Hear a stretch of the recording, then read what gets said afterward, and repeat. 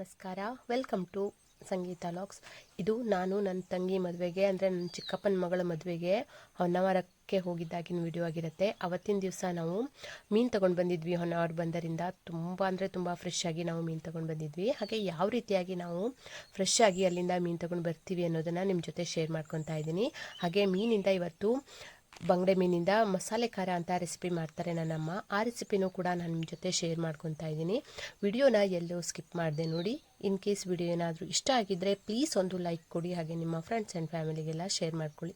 ಬೆಳಿಗ್ಗೆನೇ ಬೇಗ ಎದ್ದು ಮದುವೆ ಮನೆಗೆ ಹೋಗಿದ್ವಿ, ಅಂದರೆ ಅಕ್ಕನ ಮನೆಗೆ ಹೋಗಿದ್ವಿ. ಅಕ್ಕನ ಮನೆಯಿಂದ ಮದುವೆಗೆ ರೆಡಿಯಾಗಿ ಅಲ್ಲಿಂದಲೇ ಮದುವೆಗೆ ಹೋಗಿದ್ವಿ. ಮದುವೆ ಎಲ್ಲ ಮುಗಿಸ್ಕೊಂಡು ವಾಪಸ್ ಬರಬೇಕಾದ್ರೆ ಹೊನ್ನಾವರಕ್ಕೆಲ್ಲ ಹೋಗಿದ್ಮೇಲೆ ಮೀನು ತರದೇ ಇದ್ದರೆ ಚೆನ್ನಾಗಿರುತ್ತೆ. ಹಾಗೆ ಮೀನು ತೊಗೊಂಡೇ ಬರ್ತೀವಿ. ಅಲ್ಲಿ ಹೋದ್ಮೇಲೆ ಹೊನ್ನಾವರ ಅಥವಾ ಕುಮಟಕ್ಕೆ ಹೋದರೆ ಫ್ರೆಶ್ ಆಗಿರುವಂತಹ ಮೀನು ಸಿಗತ್ತಲ್ವ, ಹಾಗಾಗಿ ಮೀನು ತೊಗೊಂಡು ಬರ್ತೀವಿ. ನಾವು ಅಲ್ಲಿ ಬಂಗಡೆ ಮತ್ತು ಅಂಜಲ್ ಫಿಶ್ನ ತೊಗೊಂಡು ಬಂದ್ವಿ. ಬಂಗಡೆ ತೊಗೊಂಡು ಈ ಥರ ದೊಡ್ಡದಾಗಿರುವಂತಹ ಬಾಕ್ಸ್ ತೊಗೊಳ್ತೀವಿ. ಅದ್ರ ಒಳಗಡೆ ಮೀನು ಹಾಕಿ ಮೀನಿನ ಮೇಲ್ಗಡೆ ಈ ರೀತಿ ಐಸ್ನ ಹಾಕ್ಕೊಂಡು ಬರ್ತೀವಿ. ಮನೆಗೆ ಬರೋ ತನಕನೂ ಅಷ್ಟೇ ನೋಡಿ ಎಷ್ಟಿದೆ ಐಸ್ ಅಂತ, ಸ್ವಲ್ಪನೂ ಕೂಡ ಕರಗೋದಿಲ್ಲ. ಅದರಲ್ಲೂ ಬರೋದು ಸ್ವಲ್ಪ ಕಪ್ ಆಗಿಬಿಟ್ಟಿತ್ತು, ಅಂದರೆ ಸಂಜೆ ಆಗಿಬಿಟ್ಟಿತ್ತು. ಸುಮಾರು 7 ಗಂಟೆ ಎಲ್ಲ ಆಗಿಬಿಟ್ಟಿತ್ತು. ನಾವು ಅಲ್ಲಿಂದ ಸುಮಾರು 2:30-3 ಗಂಟೆಗೆಲ್ಲ ಮೀನನ್ನು ತಗೊಂಡಿರೋದು. ಮನೆಗೆ ಬರೋ ತನಕನೂ ಅಷ್ಟೇ ನೋಡಿ ಐಸ್ ಎಲ್ಲ ಹೇಗಿದೆ ಅಂತ ಇದೇ ರೀತಿಯಾಗಿಯೇ ಇರುತ್ತೆ. ಈ ಥರ ಮಾಡಿಕೊಂಡು ಎಷ್ಟು ದೂರ ಬೇಕಾದರೂ ಮೀನನ್ನು ತೊಗೊಂಡು ಹೋಗ್ಬೋದು. ಫ್ರೆಶ್ ಆಗಿಯೇ ಇರುತ್ತೆ. ನಾವು ಹೇಗೆ ತೊಗೊಂಡಿದ್ವಲ್ಲ ಹಾಗೇ ಇರುತ್ತೆ ಮೀನು, ಸ್ವಲ್ಪನೂ ಕೂಡ ಹಾಳಾಗೋದಿಲ್ಲ ಈ ಥರ ಐಸ್ ಹಾಕ್ಕೊಂಡು ಬಂದರೆ. ಆದರೆ ಡಬ್ಬ ಮಾತ್ರ ಸ್ವಲ್ಪ ದೊಡ್ಡದಾಗಿಯೇ ಇರಬೇಕು. ಹಾಗೆ ಈ ರೀತಿಯಾಗಿ ಮೀನು ತೊಗೊಂಡು ಬರ್ತೀವಿ. ಎಷ್ಟು ದೂರ ಬೇಕಾದರೂ ಈ ಥರ ಮಾಡಿಕೊಂಡು ಮೀನು ತೊಗೊಂಡು ಹೋಗ್ಬೋದು. ಮೀನು ಫ್ರೆಶ್ ಆಗಿಯೇ ಇರುತ್ತೆ. ಈ ಥರ ಕರಾವಳಿ ಸೈಡಿಂದ ಬರುವಾಗ ಮೀನು ತೊಗೊಂಡು ಬಂದರೆ ಅದು ಫ್ರೆಶ್ ಆಗಿದ್ರೇ ಚೆನ್ನಾಗಿರುತ್ತಲ್ವ. ಅಂದರೆ ಫ್ರೆಶ್ ಮೀನು ಫ್ರೆಶ್ ಆಗಿ ತಿಂದ್ರೇ ಅದ್ರ ರುಚಿ ಜಾಸ್ತಿ. ಹಾಗಾಗಿ ಅದರಿಂದ ಇವತ್ತು ಮಸಾಲೆ ಖಾರ ಅಂತ ಮಾಡ್ತಾರೆ ನನ್ನಮ್ಮ. ತುಂಬ ಚೆನ್ನಾಗಿ ಮಾಡ್ತಾರೆ. ಇದು ನೆಕ್ಸ್ಟ್ ಡೇ ಹಸುಗಳಿಗೆ ಹುಲ್ಲನ್ನೆಲ್ಲ ಕಡ್ದು ಈ ಥರ ತೋಟದಲ್ಲಿ ಅರಿಶಿನ ಎಲೆ ಕೂಡ ಇತ್ತು, ಅದನ್ನು ಕೂಡ ಕಡ್ದು ಹಾಕ್ತೀವಿ ಈಗ. ಯಾಕೆಂದರೆ ಕೊನೆಕೋಲ್ ಹತ್ರ ಬರ್ತಿದೆಯಲ್ವಾ, ಹಾಗಾಗಿ ಇವತ್ತು ಅರಿಶಿನ ಎಲೆಯಿಂದ ಬಂಗಡೆ ಮಸಾಲೆ ಖಾರ ಅಂತ ಮಾಡ್ತಾರೆ. ಅದನ್ನ ಮಾಡ್ಕೊಳ್ತಾ ಇದ್ದೀನಿ. ಅಮ್ಮ ಮಾಡಿದಷ್ಟು ಟೇಸ್ಟಾಗಿ ಬರಲ್ಲ ಅಂತಂದ್ರೂ ಅಮ್ಮನ ಥರ ಮಾಡ್ಕೊಳ್ಳೋಣ ಅಂತ ಇವತ್ತು ಮಾಡ್ಕೊಳ್ತಾ ಇದ್ದೀನಿ. ಮೀನನ್ನು ಕೂಡ ಕ್ಲೀನ್ ಮಾಡಿ ಇಟ್ಕೊಂಡಿದ್ದೀನಿ. ಹಾಗೆ ಮಸಾಲೆ ಖಾರ ಮಾಡ್ಕೊಳ್ಳೋದಕ್ಕೆ ಮಸಾಲೆನೂ ಕೂಡ ರೆಡಿ ಮಾಡ್ಕೊಳ್ತಾ ಇದ್ದೀನಿ. ಮೊದಲು ಮೀನನ್ನು ಚೆನ್ನಾಗಿ ತೊಳೆದು ಕ್ಲೀನ್ ಮಾಡಿ ಇಟ್ಕೊಂಡಿದ್ದೀನಿ. ಹಾಗೆ ಅರಿಶಿನ ಎಲೆ ತಂದಿದ್ನಲ್ವ, ಅದನ್ನು ಕೂಡ ಚೆನ್ನಾಗಿ ತೊಳೆದು ಕ್ಲೀನ್ ಮಾಡಿ ಇಟ್ಕೊಂಡಿದ್ದೀನಿ. ಈಗ ಒಂದು ಪಾತ್ರೆಗೆ 2 ಟೇಬಲ್ ಸ್ಪೂನ್ ಆಗುವಷ್ಟು ಧನಿಯಾ ಹಾಕ್ಕೊಳ್ತಾ ಇದ್ದೀನಿ. ಕರೆಕ್ಟಾಗಿ 2 ಟೇಬಲ್ ಸ್ಪೂನ್ ಅಷ್ಟು ಆಗುವಷ್ಟು, ಅರ್ಧ ಟೀ ಸ್ಪೂನ್ ಆಗುವಷ್ಟು ಜೀರಿಗೆನ ತಗೊಳ್ತಾ ಇದ್ದೀನಿ. ಹಾಗೆ ಒಂದು ಅರ್ಧ ಟೀ ಸ್ಪೂನ್ ಆಗುವಷ್ಟು ಚಿಕ್ಕ ಸ್ಪೂನಲ್ಲಿ ಅರ್ಧ ಟೀ ಸ್ಪೂನ್ ಆಗುವಷ್ಟು ಸೋಂಪನ್ನು ಹಾಕ್ಕೊಳ್ತಾ ಇದ್ದೀನಿ. ಹಾಗೆ 1 ಟೀ ಸ್ಪೂನ್ ಆಗುವಷ್ಟು ಅರಿಶಿನ ತಗೊಂಡಿದ್ದೀನಿ. ಇಷ್ಟೇ ಹಾಕ್ಕೊಳ್ಳೋದು. ಅಂದರೆ ಖಾರ ಮೆಣಸು ತಗೊಳ್ಳದೇ ಇದ್ದರೆ ಸ್ವಲ್ಪ ಕಾಳು ಮೆಣಸನ್ನು ಕೂಡ ಹಾಕ್ಕೊಳ್ಬೋದು, ಇಲ್ಲ ಚೂರು ಮೆಣಸನ್ನು ಕೂಡ ಹಾಕ್ಕೊಳ್ಬೋದು. ನಾನು ಇವತ್ತು ಖಾರವಾಗಿರುವಂತಹ ಮೆಣಸನ್ನು ತಗೊಂಡಿರೋದ್ರಿಂದ ಕಾಳು ಮೆಣಸು ಮತ್ತು ಚೂರು ಮೆಣಸು ಏನೂ ಹಾಕ್ಕೊಂಡಿಲ್ಲ. ಹಾಗೆ 2-3 ಟೇಬಲ್ ಸ್ಪೂನ್ ಆಗುವಷ್ಟು ಕಾಯಿ ತುರಿನ ತೊಗೊಂಡಿದ್ದೀನಿ. ಹಸಿ ತೆಂಗಿನ ತುರಿನ ತೊಗೊಂಡಿದ್ದೀನಿ. ತೆಂಗಿನ ತುರಿ ಸ್ವಲ್ಪ ಕಡಿಮೆನೇ ಸಾಕಾಗುತ್ತೆ. ನಾನು ಮೆಣಸು ಸ್ವಲ್ಪ ಖಾರ ಇರೋದ್ರಿಂದ ನಾನು ಸ್ವಲ್ಪ ತೆಂಗಿನ ತುರಿ ಹಾಕ್ಕೊಳ್ತಾ ಇದ್ದೀನಿ. ಈ ಮಸಾಲೆ ಖಾರ ಮಾಡ್ಕೊಳ್ಳೋದಕ್ಕೆ ತೆಂಗಿನ ತುರಿ ಹಾಕದೇ ಇದ್ರೂ ಕೂಡ ಚೆನ್ನಾಗಿರುತ್ತೆ. ನಾನು ಮೆಣಸು ಖಾರ ಇರೋದ್ರಿಂದ ಸ್ವಲ್ಪ ಖಾರ ಸ್ಕಿಪ್ ಮಾಡ್ಕೊಳ್ಳೋದಕ್ಕೆ ಒಂದು 2-3 ಸ್ಪೂನ್ ಆಗುವಷ್ಟು 3 ಟೇಬಲ್ ಸ್ಪೂನ್ ಆಗುವಷ್ಟು ಹಸಿ ತೆಂಗಿನ ತುರಿನ ತೊಗೊಂಡಿದ್ದೀನಿ. ಹಾಗೆ 2 ಗಡ್ಡೆ ಬೆಳ್ಳುಳ್ಳಿನ ಬಿಡಿಸಿ ಇಟ್ಕೊಂಡಿದ್ದೀನಿ. ನೋಡಿ ಇವಿಷ್ಟೇ ಇಂಗ್ರೀಡಿಯೆಂಟ್ಸ್ ಸಾಕಾಗುತ್ತೆ. ಮೆಣಸು ಖಾರ ಇಲ್ಲ ಅನ್ನೋದಾದರೆ ಸ್ವಲ್ಪ ಚೂರು ಮೆಣಸನ್ನು ಕೂಡ ಹಾಕ್ಕೊಳ್ಬೋದು, ತುಂಬಾ ಚೆನ್ನಾಗಿರುತ್ತೆ ರುಚಿ. ಹಾಗೆ ಎಲ್ಲನೂ ಕೂಡ ನೀಟಾಗಿ ರೆಡಿ ಮಾಡಿ ಇಟ್ಕೊಂಡಿದ್ದೀನಿ. ಈಗ ಒಂದು ದೊಡ್ಡದಾಗಿರುವಂತಹ ಲಿಂಬು ಗಾತ್ರ ಆಗುವಷ್ಟು ಹುಣಸೆ ಹಣ್ಣು ಮತ್ತು ರುಚಿಗೆ ಎಷ್ಟು ಬೇಕು ಅಂತ ನೋಡಿಕೊಂಡು ಉಪ್ಪನ್ನು ತಗೊಳ್ತಾ ಇದ್ದೀನಿ. ನಾನಿಲ್ಲಿ ಸುಮಾರು 1.5 ಸ್ಪೂನ್ ಆಗುವಷ್ಟು ಉಪ್ಪು ತಗೊಂಡಿದ್ದೀನಿ. ಆಮೇಲೆ ಬೇಕಾದರೆ ನೋಡಿಕೊಂಡು ಸೇರಿಸ್ಕೋಬೋದು ಅಂತ. ಹಾಗೆ ಹುಣಸೆ ಹಣ್ಣನ್ನು ಈ ರೀತಿಯಾಗಿ ನೀರಲ್ಲಿ ನೆನೆಸಿಟ್ಕೊಳ್ತಾ ಇದ್ದೀನಿ. ಸ್ವಲ್ಪ ಹೊತ್ತು ಚೆನ್ನಾಗಿ ನೆನೆದ್ರೆ ಚೆನ್ನಾಗಿ ಮಿಕ್ಸಿ ಆಗುತ್ತೆ ಅಂತ ಸ್ವಲ್ಪ ಹೊತ್ತು ನೆನೆಸಿಟ್ಕೊಳ್ತಾ ಇದ್ದೀನಿ.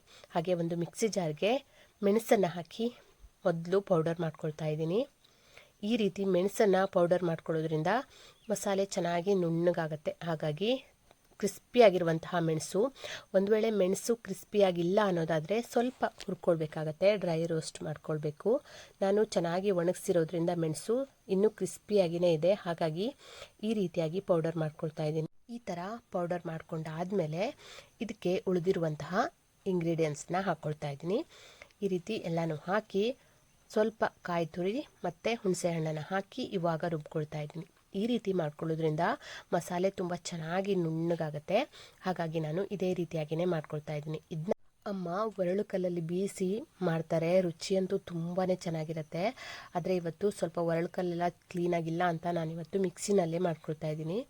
ಇದಕ್ಕೆ ಈಗ ಎಷ್ಟು ಬೇಕು ಅಂತ ನೋಡಿಕೊಂಡು ನೀರನ್ನು ಹಾಕಿ ರುಬ್ಕೋಬೇಕು. ತುಂಬ ಜಾಸ್ತಿ ನೀರನ್ನು ಹಾಕ್ಕೊಳ್ಬಾರ್ದು, ಸ್ವಲ್ಪ ಕಡಿಮೆನೇ ನೀರನ್ನು ಹಾಕಿ.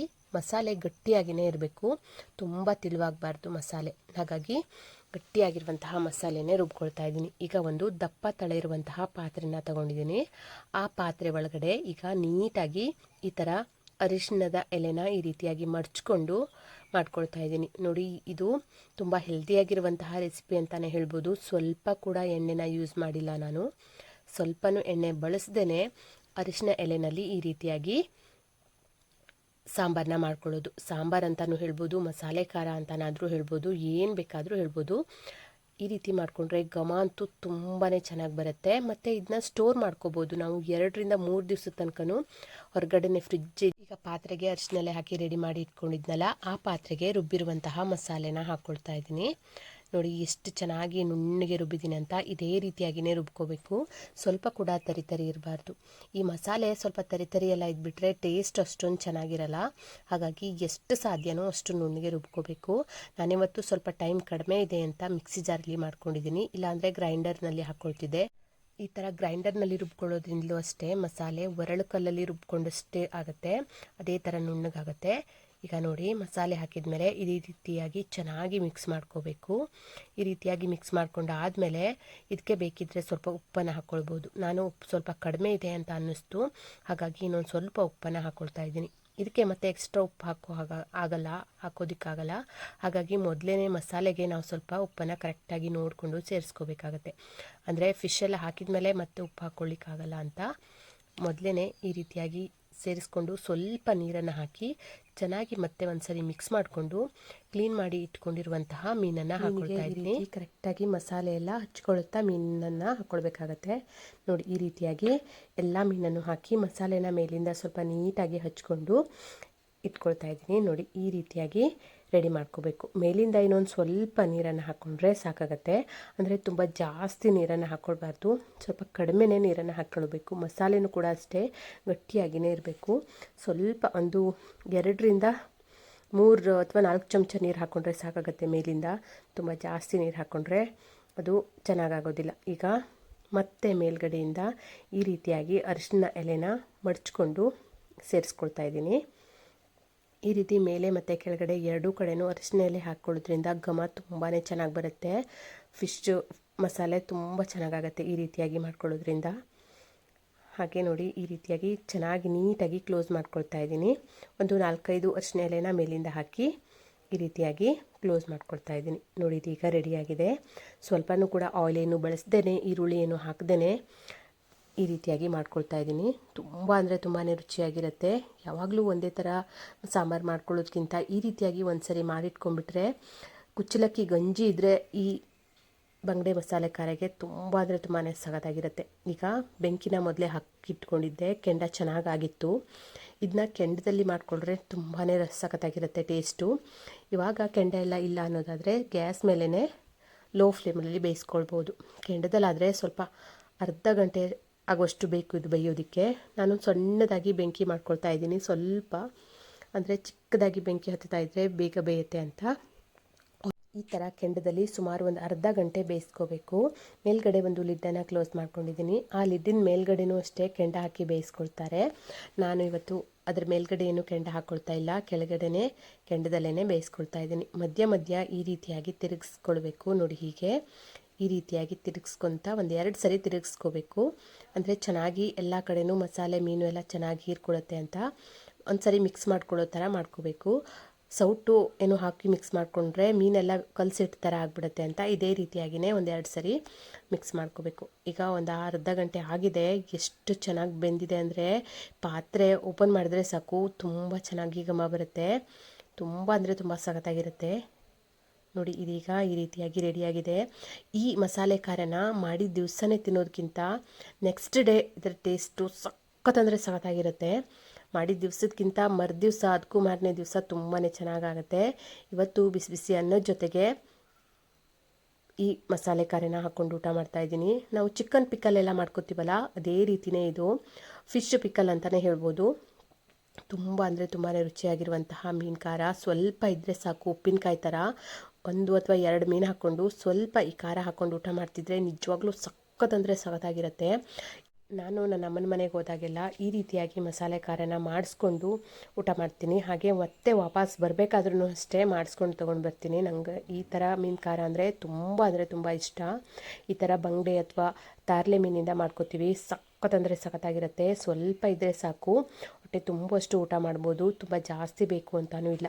ಈ ರೀತಿಯಾಗಿ ಒಂದ್ಸರಿ ಟ್ರೈ ಮಾಡಿ ಹೇಗೆ ಬಂತು ಅಂತ ನನಗೆ ಕಮೆಂಟ್ ಮಾಡಿ ತಿಳಿಸಿ. ಯಾವಾಗಲೂ ಒಂದೇ ಥರ ಫಿಶ್ ಫ್ರೈ, ಫಿಶ್ ಮಸಾಲ ಮಾಡ್ಕೊಳ್ಳೋದ್ರಿಂದ ಈ ರೀತಿಯಾಗಿ ಬಂಗಡೆ ಮೀನಿಂದ ಖಾರನ ಮಾಡ್ಕೊಳ್ಳಿ.